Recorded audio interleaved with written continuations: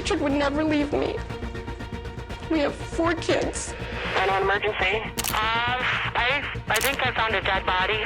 Okay, where are you at? I am at Comstock Trailer Park, and he's sitting in a small green car.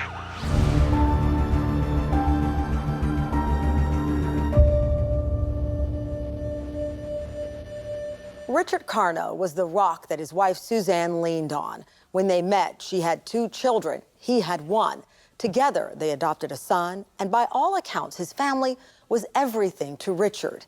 But in February of 2002, he was found dead next to a trailer park. How could the joyful life of this blended family unravel so completely? It was a mystery that had Las Vegas written all over it.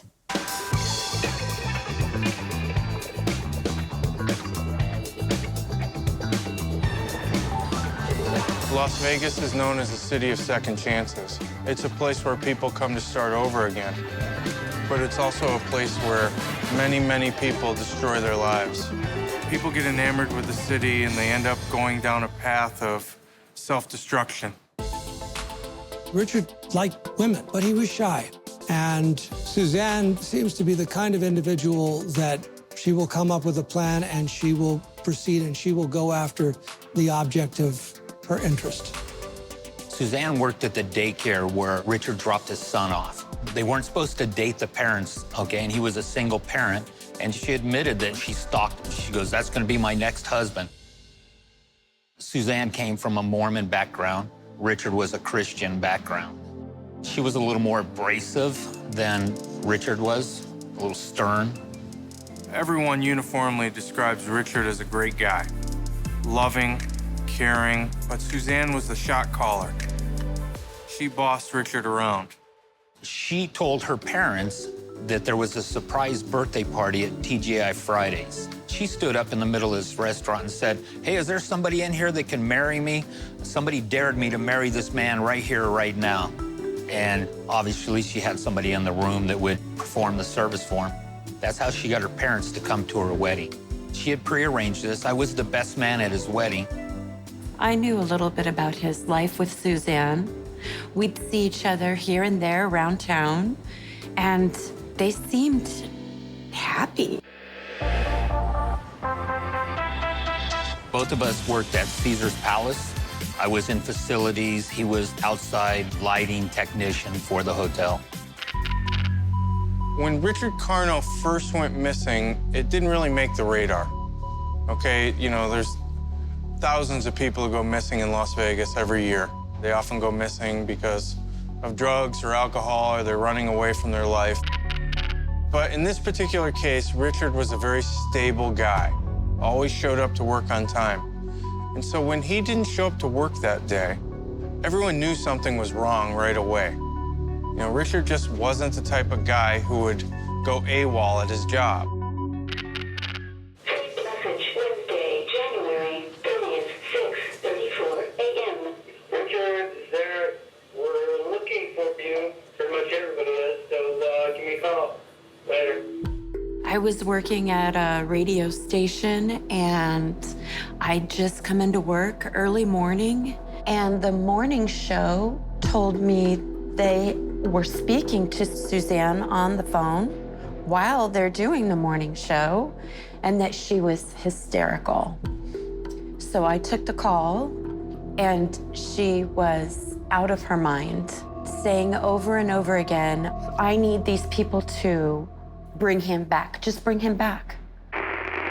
At 5:20, his boss called wondering where Rich was. He hadn't shown up for work. In a panic, Suzanne called around. Still, no sign of her husband. Richard always goes to work. If the sun comes up, Richard goes to work. Always. She then searched the route that Rich drives to work every single day. Still nothing. She called the cops, filed a missing persons report. But Richard would never leave me. I knew right away there is something incredibly wrong. So I called my friend at Crime Stoppers, and I asked him, I just point blank said this was way out of the ordinary. And my friend at Crime Stoppers said, "Let me put some feelers out, see what's going on." And so, of course, that whole day, I'm beside myself, just praying that he's okay. And then the next day, I learned that he wasn't. And on emergency? I think I found a dead body. Okay, where are you at? I am at Comstock Trailer Park. Okay. The police get 911 calls, and that is how we ultimately discover the body in this trailer park. A person walking past this car early Thursday morning called police after noticing a man's lifeless body slumped in the passenger seat. Metro detectives say the death is suspicious. It appears upon viewing in the vehicle that the subject died as a result of some type of foul play. The victim is identified as 36-year-old Richard Charles Carno. I got a phone call that Richard was found and he was dead in his car. Just drained out of me. It just drained. It was unbelievable. And he's sitting in a small green car. He's on the passenger side. He has a bag over his head. He was found in his car. People have described this as kind of a scene out of a horror movie, with a bag over his head, slits where his eyes were, duct tape and rope around his neck. It was just really, really disturbing what he must have gone through. And then Suzanne Carno went on the local news. Somebody has to see something. Somebody has to know something. She ranted in a hysterical fashion about who could have done this to her husband. And it was an appearance that captivated people.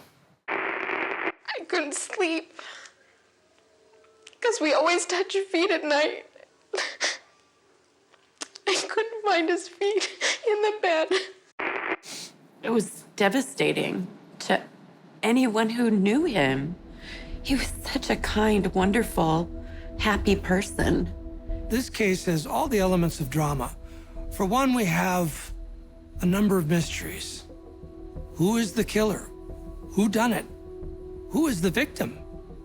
Is the victim involved in something that might have made him a target? Is he involved in some underworld? So I called my friend that worked for Metro, and I go, what's going on, whatever. I'm on my way to Richard and Suzanne's house, like any good friend would do. You go help the family out in a time of need. So he did a little digging. He called me back, and he goes, don't go. I'm like, what? He goes, do not go. I go, why? He goes, she's a suspect. When they processed the bag over Richard Carno's head, there was a fingerprint on that bag.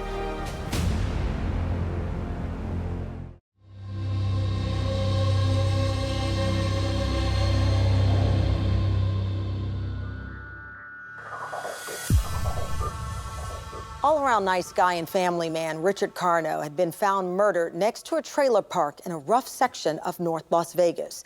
Police immediately began to focus on the person closest to him, his wife Suzanne Carno. But at this point in the investigation, there are far more questions than answers in Richard's death.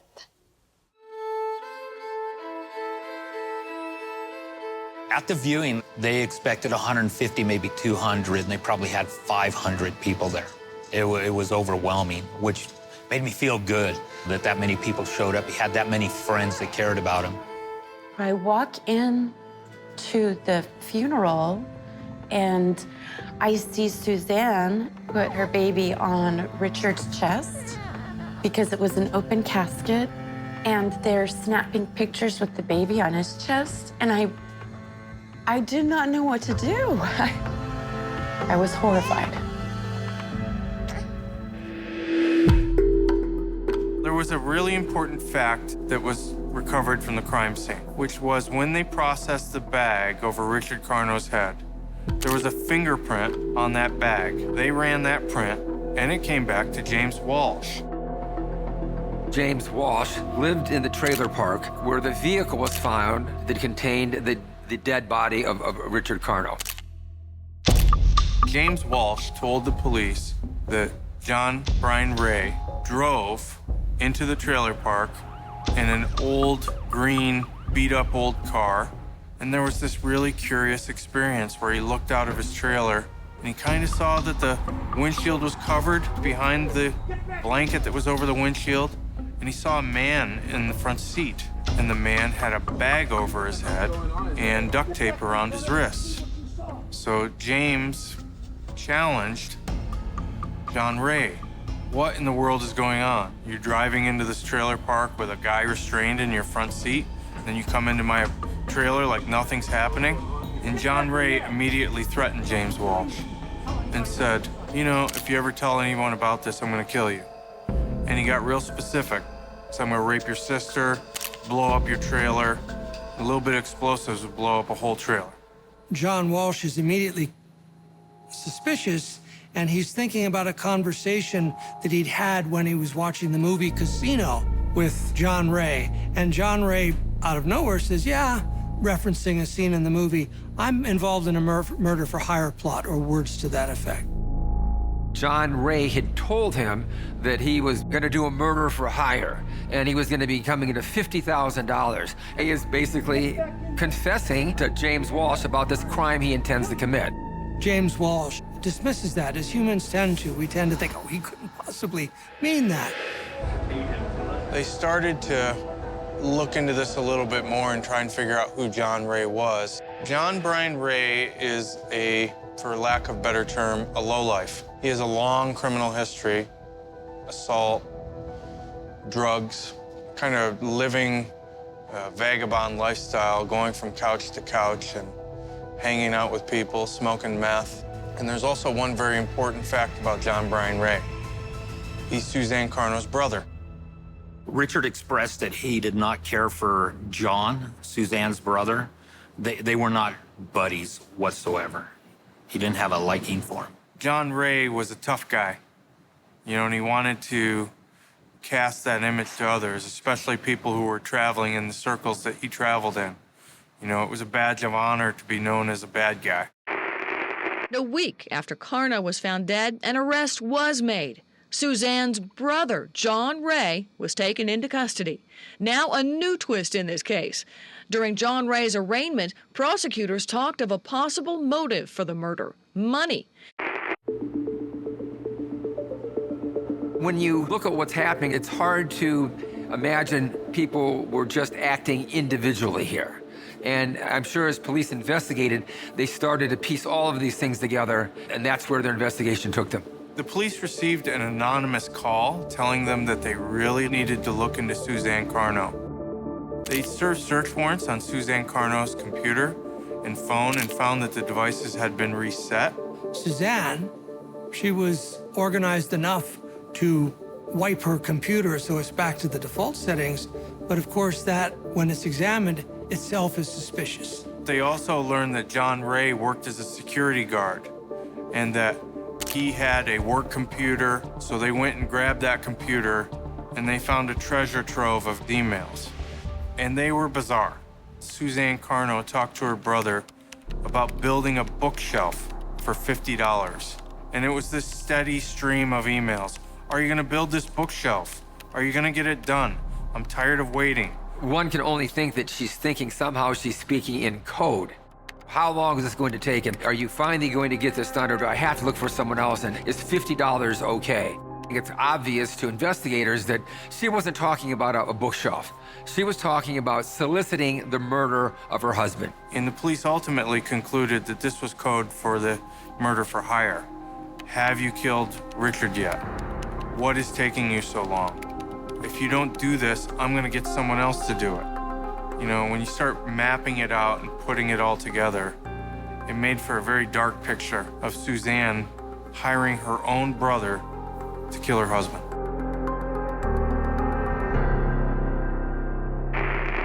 Councilor Jackson. Her lawyer won't talk about what's in the indictment, but she will talk about a plea. Oh, not guilty. Not guilty. Simple as that. Yeah, she didn't do anything wrong. Suzanne had this all figured out, that if she was the grieving widow, they would stop looking into her. I live less than a mile from the cemetery where he was buried. And I would come home from work, and she would be laying on Richard's grave every day in sympathy or whatever she was looking for, or look at me, you know, I'm the grieving widow. In my opinion, Suzanne was 100% role playing. They adopted a baby 2 years into their marriage. That put them in a financial strain. The family was in a great deal of debt, something like $30,000 worth of credit card debt, for example.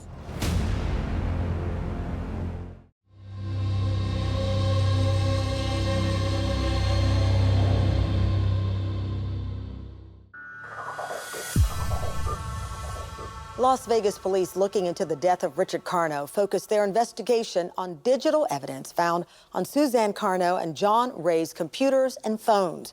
Police soon discover that all was not what it appeared to be in the Carno marriage. Suzanne Carno loved to spend money, and she swiped the credit cards every day, buying stuff that they didn't need, and ultimately racked up tens of thousands of dollars in credit card debt. They adopted a baby probably 2 years into their marriage, baby Jack. That was her goal, was to have another child. She had 2 already, he had 1, so they were a blended family. That put them in a financial strain to adopt this child. The family was in a great deal of debt, something like $30,000 worth of credit card debt, for example. In August, prior to the death in the following January, Suzanne Carno arranged for herself and for her husband to take out $500,000 insurance policies. In any murder for hire case, the question comes up, well, why does this person want this other person killed? And one of the oldest motivations in the world is financial. Richard and Susan's marriage was in trouble. You know, he'd been talking divorce. He was thinking about getting out.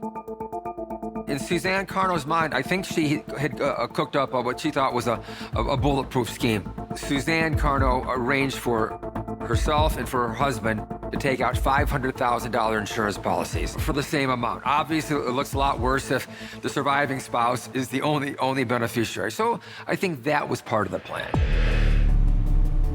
Months before Richard Carno was found murdered, Suzanne had taken a class at the University of Nevada, Las Vegas. It was a psychology class that focused on near-death experiences. And uniformly, everyone in the class remembered Suzanne Carno. She had blurted out during a class that her husband had been in an ice skating accident. He had been hospitalized, the family had stuck by his side, and that he had ultimately succumbed to these injuries. Everyone was heartbroken over Suzanne's story. Oh my goodness, this poor woman, she lost her husband in an ice skating accident. It's kind of a curious thing why she would do this, and it's almost as though she was auditioning a test run for the murder that was to follow. It backfires because she's not as clever as she thinks, and people remember. Her classmates and the professor from the class are watching the television news. Lo and behold, there's Suzanne Carno talking about the murder of her husband. Things weren't adding up. Why would they do that to our family? We don't do anything. We don't drink. We don't go out. We drive little cars. We don't drive expensive cars. We don't have expensive things. And why would they do that to my family? Why my husband? Ultimately, a classmate of Suzanne's and the professor called the authorities and reported that, hey, this woman who's talking about her husband being murdered had just months earlier talked about her husband dying under completely different circumstances, and it's highly suspicious, and you need to look into Suzanne because none of this makes any sense.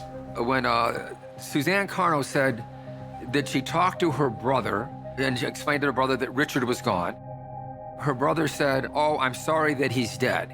And Suzanne Carno told the police she thought that was odd because, you know, he was just missing. And what's interesting about that conversation is it looks already as though Suzanne is setting up her brother. And that's not going to be missed by investigators. When they went to Suzanne and talked to her about, could your brother possibly be involved? She told them that, well, John hated Richard. There appears to be some bond between the brother and the sister that led to murder. Suzanne Carno, I think, was hedging her bets. I think she selected her brother because she thought he could easily be manipulated. But at the same time, I think she thought if push came to shove, she could also throw him under the bus. So I think they had a very complicated relationship. James Walsh was never arrested in this crime. The police did not believe that he committed this homicide. Ultimately, it was Suzanne Carno and John Ray who were responsible for this. I think when the prosecution was looking at this case, I think they decided the brother and sister were the two most likely suspects. And I think the case was a lot stronger if James Walsh was a witness rather than a defendant. You had a upstanding citizen who was abducted and murdered in a very cruel fashion. You had a brother killing a man on behalf of his sister. And then ultimately, what sent this case into the stratosphere was Suzanne's behavior.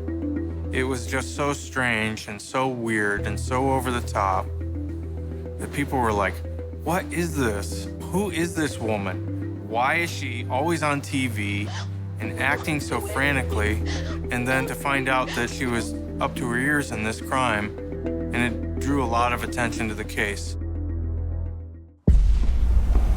Residents of that community saw Richard. He'd managed somehow to break out of his captivity and flee, and there was a brief, fleeting moment where he could have been saved. He was saying, "Let me go." That was all I heard.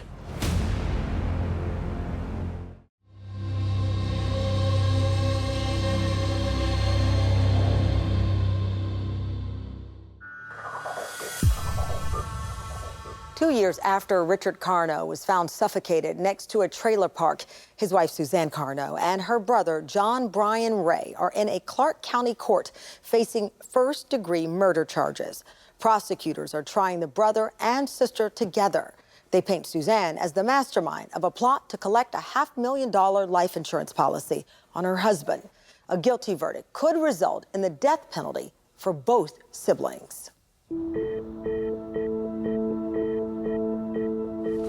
2 years ago, a sister, very anxious to get a hold of her brother, sits down at her computer and sends an email. "Get it done right away. I'm going nuts waiting.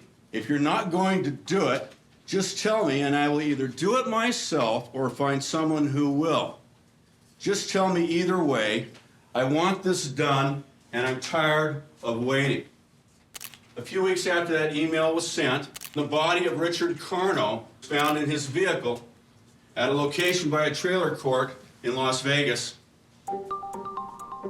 John Ray sat in the courtroom and he was very emotionless.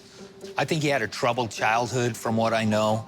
Growing up, I think he was into drugs and alcohol from what Richard had told me. So he had a troubled youth, and I don't think he ever grew out of that. So Suzanne sat in the courtroom. In my opinion, she was very unaffected by this. I believe she thought she was going to be found not guilty. As the fact finders here, what we're going to be asking you to do, ladies and gentlemen, is to find the truth of this case. And the truth of this case that will win out over the deceit here is verdicts of guilt of murder of the first degree against John Brian Ray and Suzanne Carno. And that will bring justice in this case for the victim, Richard Carno. Thank you. John and Suzanne were tried together. So ultimately, you had a brother and sister pitted against one another. They got down to blaming each other for this crime, that possibly Suzanne did it on her own with the help of James Walsh. Or maybe John did it, and Suzanne didn't have anything to do with it. To put it simply, the evidence will show you that Suzanne Carno cooked up a scheme to kill her husband, to get rid of this man that she didn't love and that she thought was boring, to solve her financial problems, to line her pockets with cash. And when John Brian wouldn't do it, she found someone else who would. And that individual, James Walsh, when confronted by police, were very quick to blame John Brian Ray. The whole dynamics of the trial are quite fascinating, and it brings to mind something of a prisoner's dilemma situation. The brother and sister did not align their defenses. And in fact, they were actually making accusations against each other. And then for good measure, they decided to throw James Walsh into the mix. Growing up, there was a show that came on once a year called The Wizard of Oz. Remember that show? And the wizard was a fake and a fraud, and he was behind the curtain. And he would say, pay no attention to the man behind the curtain. James Walsh is going to come in here and sit right here behind this curtain. I beg you, pay attention to the man behind the curtain. The man whose there's one set of fingerprints on the bag. They're not John Brian Ray's fingerprints.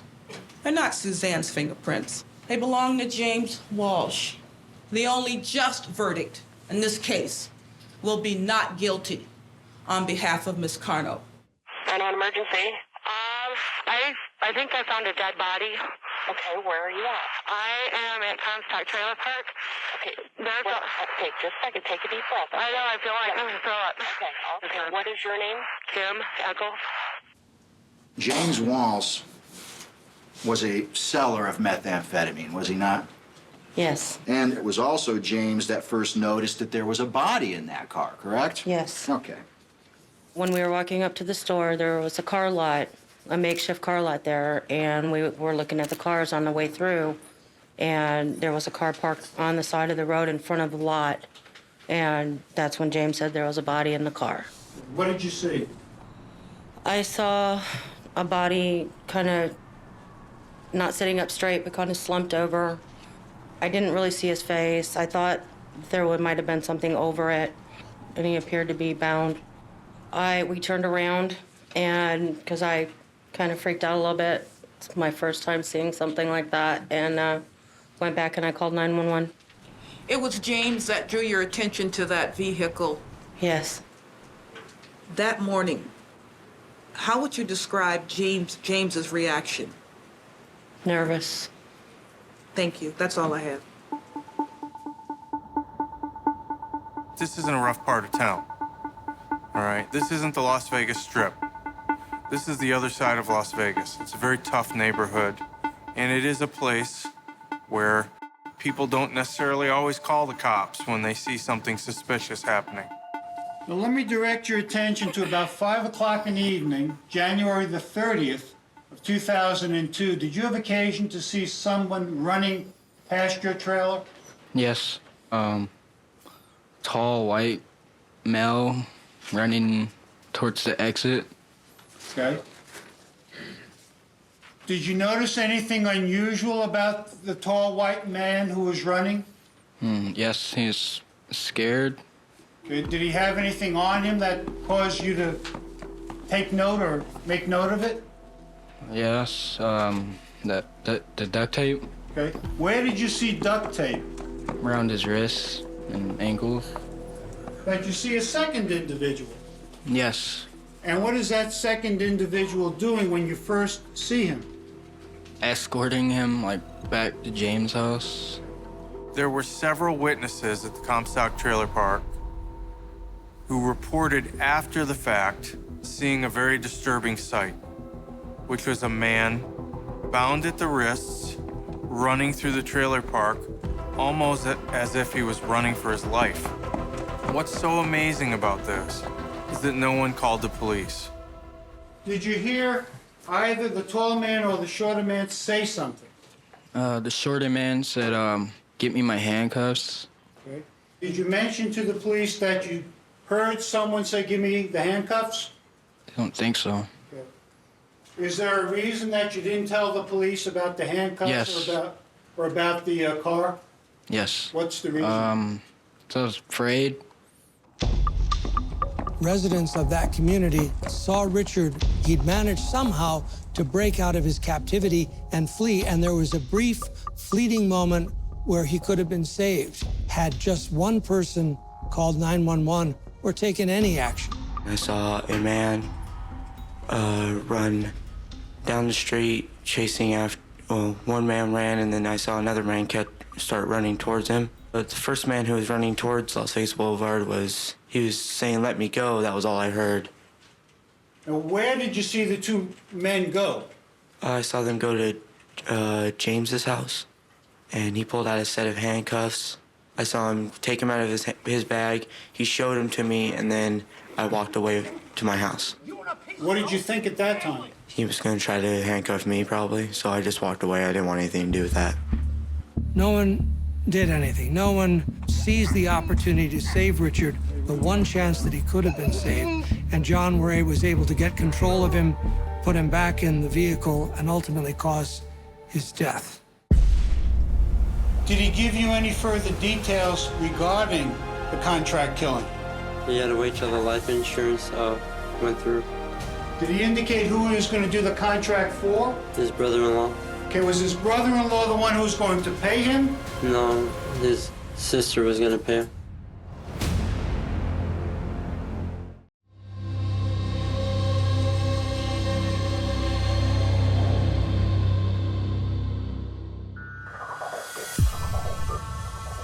The murder trial of Suzanne Carno and her brother John Ray for the killing of Richard Carno exposed Suzanne as the mastermind of the scheme to collect on the insurance policy. Although John Ray abducted and killed Richard, prosecutors presented dramatic testimony showing Suzanne Carno planned the murder. Please state your name and spell your last name for the record.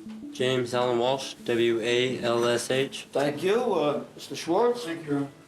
If you're the jury, you're looking at Suzanne Carno blaming her brother. You're looking at John Ray blaming his sister. And then both of them, in a sense, are saying, but also James Walsh is involved. How would you describe your relationship with John Brian Ray back during that period of time? We were generally? friends. I'm sorry. We were friends. Did you have occasion to watch a movie in your trailer with the defendant, John Brian Ray? Yes, I did. And what was the name of that movie? Casino. Now, when he made that statement to you about a contract killing, did you take him seriously? No, I didn't. Why not? I thought it was just bullshit. Did he give you any further details regarding the contract killing? He had to wait till the life insurance went through. Did he indicate who he was going to do the contract for? His brother-in-law. Okay, was his brother-in-law the one who was going to pay him? No, his sister was going to pay him. And how is the brother-in-law involved in this? He was the contract. The person to be killed? Yeah. John Ray was cast by James Walsh as an intimidating, threatening, dangerous person who had kidnapped a person, brought him to his trailer, and left him sitting in there to suffer, and then later finished the job. The next door neighbor came and asked if I knew whose car that was. I said no, because John asked me not to say anything about the car. Well, he got out and he went to my house, and then there was a blanket put over the windshield. Get back in there! Does there come a time when you see something inside the car that causes you some concern? Yeah, I saw something that there's a shape like someone underneath a blanket in the car. Did it appear to be the shape of a person? Yes, it did. Back in there! I asked him who in the hell was in the car. What did he say, if anything? He said it was his brother-in-law. I told him I was pissed about that, bringing that to my house. And then you stated that he made some threats concerning your sister? Yes, he did. After abducting Richard according to Suzanne's plan, John Ray, who as an offender in behavioral analysis terms is disorganized, goes to a familiar place. He goes to a trailer park where he stays with James Walsh. Did John Brian Ray ask you to hand him his handcuffs? Yes. And you did, didn't you? Yes, I did. Now, other people saw that, but you didn't see anybody, another man that was being restrained. No, he was sitting in front of my window. He opened the curtain, said, pass him in handcuffs. I grabbed him, threw him out the window. You have any problems with your vision, Mr. Walsh? No, I don't, but I can't see through a dark green curtain. Can you see me now? Yeah, but you're not past the dark green. Can you see me now? Yes, but you're not behind a dark green curtain, are you?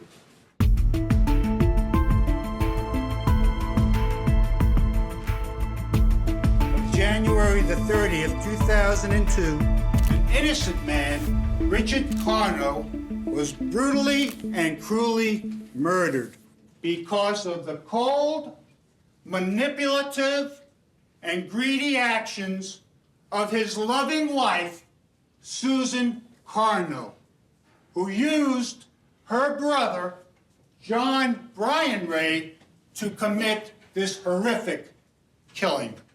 And the state is confident you will return verdicts finding the defendants, both defendants, guilty of first-degree murder with use of a deadly weapon, guilty of first-degree kidnapping with use of a deadly weapon, guilty of robbery with use of a deadly weapon, and guilty of conspiracy to commit murder for the truly senseless and cruel killing of a good man.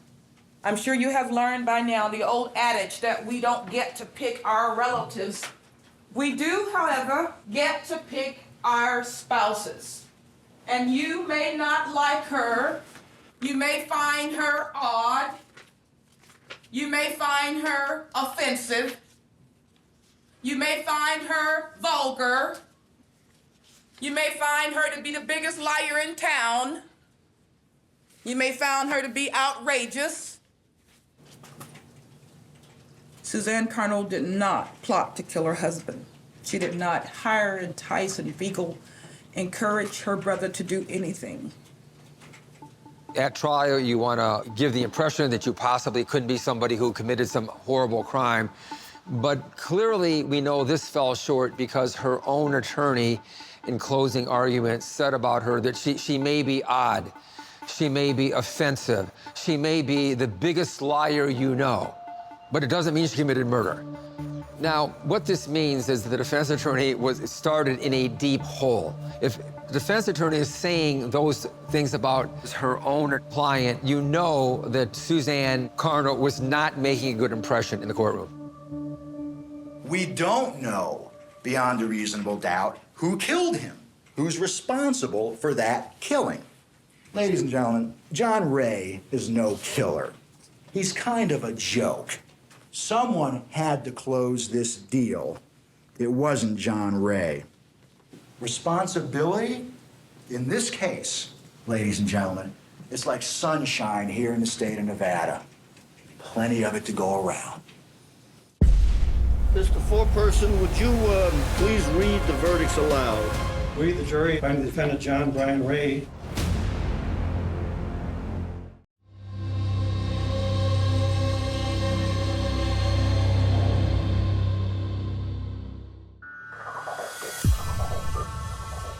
Two years after John Ray killed Richard Carno at the behest of his sister Suzanne, their trial for first-degree murder came to a close. The prosecution had presented powerful evidence that Suzanne orchestrated the murder to collect on her husband's life insurance policy. Their fate was now in the hands of the jury. All right, ladies and gentlemen, the case is now submitted to you, and our bailiff Hank will be in charge of your deliberation. Let's talk about the outcome of the case. There wasn't the Perry Mason moment where on the witness stand, Suzanne breaks down and confesses, "I did it." That seldom happens in real life. The government must prove guilt beyond a reasonable doubt. And reasonable doubt can be created if there's another potential perpetrator. And any defense lawyer is going to say, ladies and gentlemen of the jury, Suzanne's the grieving widow. It's this drug-addicted brother-in-law. Look at him, because the defense attorney is trying to create just a little bit of doubt, a little bit of uncertainty. Maybe it was just a bookcase. There was, after all, a bookcase that John Ray was supposed to build for.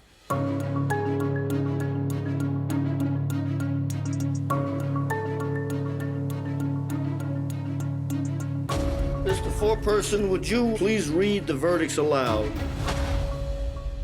We, the jury, find the defendant John Brian Ray for count number 1, guilty of conspiracy to commit murder. For count number 2, guilty of first-degree kidnapping. Count number 3, guilty of robbery with use of a deadly weapon. Count 4, guilty of first-degree murder with use of a deadly weapon. State versus Suzanne Carno. Count number 1, guilty of conspiracy to commit murder. When the verdict came down and they were found guilty of murder, John Ray was his usual stoic self, did not blink an eye, showed no emotion. Suzanne was the exact opposite, incredulous, can't believe this injustice had happened. Deny, deny, deny, until she faced the possibility of being executed. The prosecution brought the family into a conference room and told us they are taking a deal, and so the death penalty is off the table. Of course, everybody's upset. I'm not a believer in the death penalty, but when it happens this close, you give it a thought. Stand up, Miss Carno. Again, what is your true name? Suzanne Carno. Stand up, Mr. Ray. Again, what is your true name? John Brian Ray. And you understand this sentencing agreement? Yes. You signed this sentencing agreement? Yes, sir. In exchange for the state's recommendation, they're going to recommend life with the possibility of parole. That means you'll get life with the possibility of parole after 20 years, plus an equal and consecutive life with the possibility of parole after 20 years, which equals 40 years. You understand that? I'm satisfied that the sentencing agreement is freely and voluntarily entered. I'm going to file it now, right? Suzanne did admit that she was involved in this, a key participant. She was the person that got it going, and that if the state would not pursue the death penalty, she would abandon all appeals and accept her guilt. The fact that they were found guilty was just such relief for the family, all of us.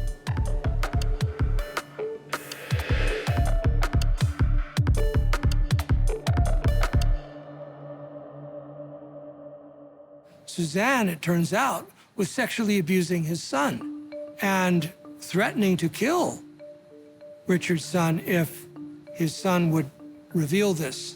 The state went in, and via camera, she was in prison, incarcerated. They did a plea deal. She copped to 6 or 7 counts of child molestation versus the 21 or 22 that she was eligible for. We can't know for sure whether Suzanne targeted Richard from the beginning, but by all accounts, it appears as though that was the case. I simply Googled Suzanne Carno. This is what I found, a personal ad, and the website is jailhousebabes.com. Can you look beyond my lean, 5'7" 140-pound body, lightly bronzed by summer's light? Beyond my naturally curly chestnut locks that delicately drape over my shoulders.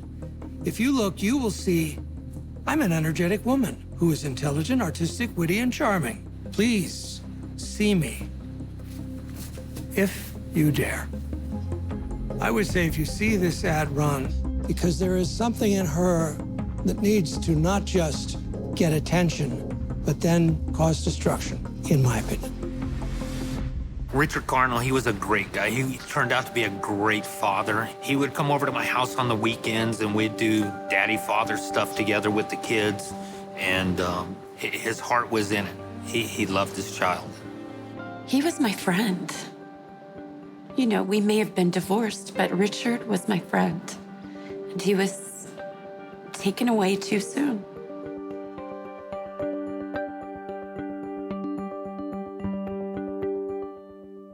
John Ray will be eligible for parole in the year 2044 because of the sexual molestation conviction. Suzanne will be eligible in the year 2048. I'm Tamron Hall. Thank you for watching Someone They Knew.